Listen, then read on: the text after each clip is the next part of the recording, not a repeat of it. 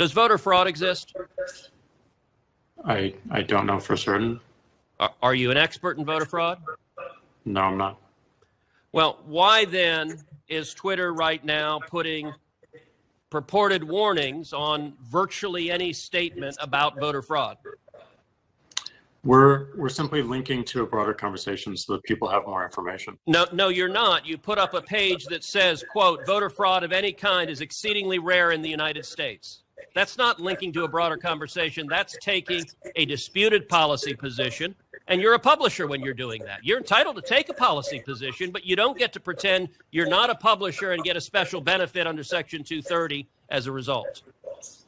That link is pointing to a broader conversation with tweets from publishers and people all around the country.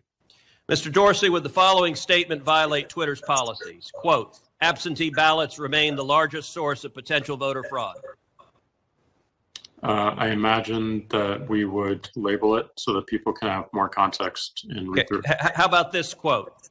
Quote, third-party organizations, candidates, and political activists. Voter fraud is particularly possible where, quote, third-party organizations, candidates, and political party activists are involved in, quote, handling absentee ballots. Would you flag that as potentially misleading?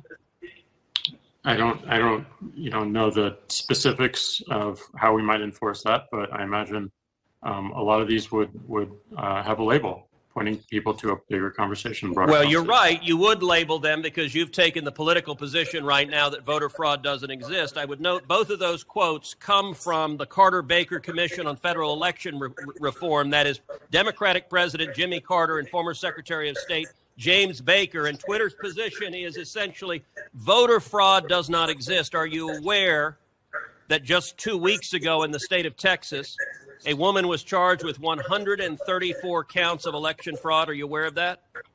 I'm not aware of that.